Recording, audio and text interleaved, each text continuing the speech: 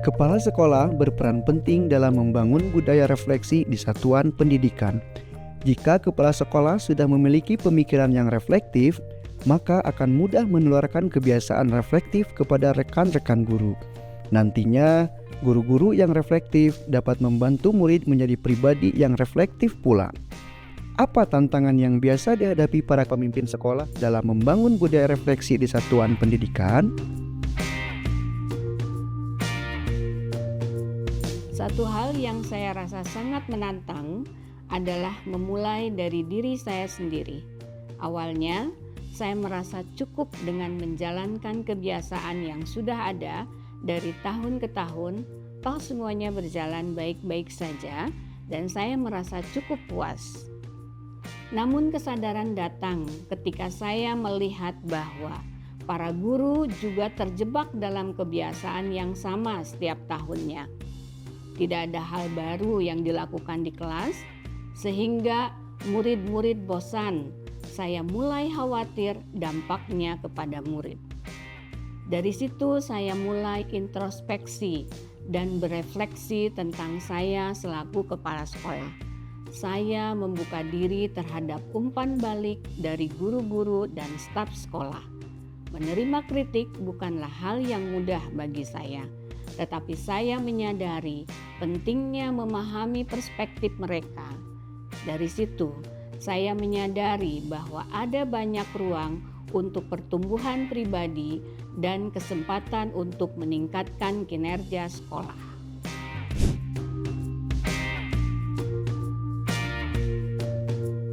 Dampaknya, saya jadi memahami banyak sudut pandang dan ini mempengaruhi keputusan-keputusan yang saya ambil.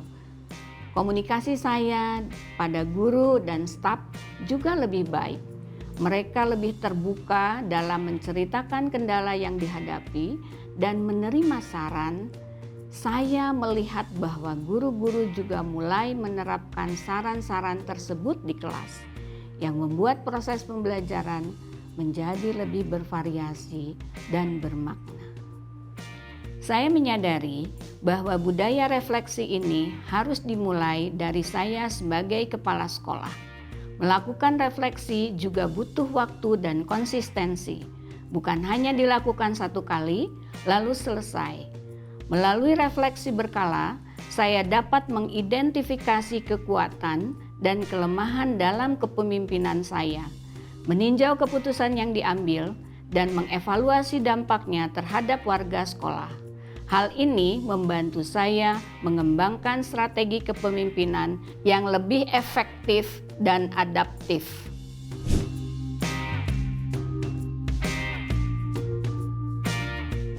Saya melihat refleksi seringkali dianggap hanya sebagai bagian rutin administrasi. Setelah mengisi formulir, dianggap sudah melakukan refleksi. Banyak guru yang belum memahami betul pentingnya serta manfaat dari refleksi.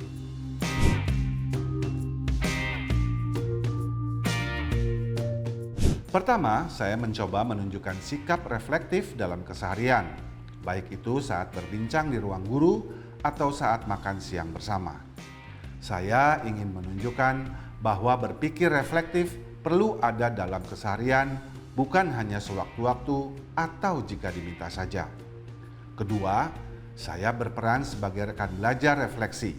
Saya menemani guru menetapkan tujuan bersama, mencari format yang paling nyaman digunakan bersama, saling berbagi pengalaman, pandangan, serta ide.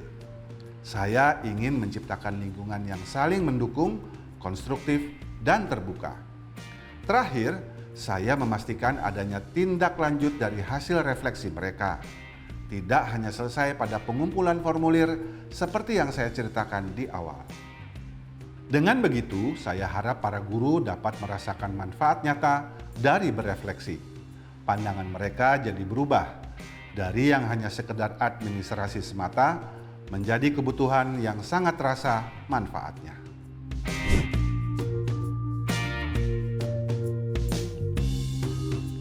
Tantangan paling besar yang saya rasakan di sini adalah para guru di sini itu takut sekali melakukan kesalahan.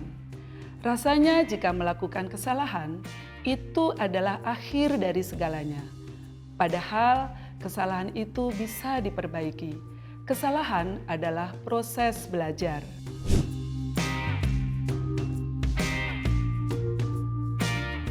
Awalnya, saya mulai dengan memberikan penjelasan bahwa kesalahan adalah bagian alami dari proses belajar dan pengembangan profesional.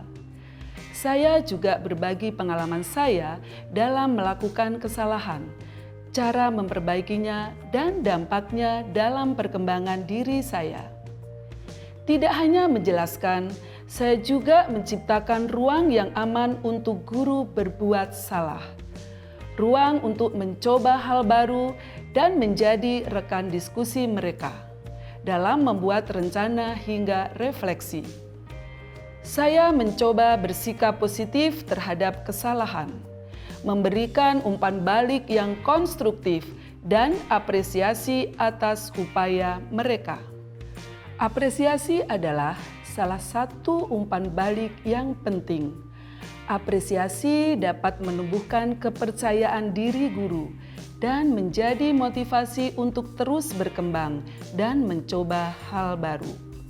Guru juga jadi tidak terlalu tegang dan lebih nyaman dalam menghadapi tantangan.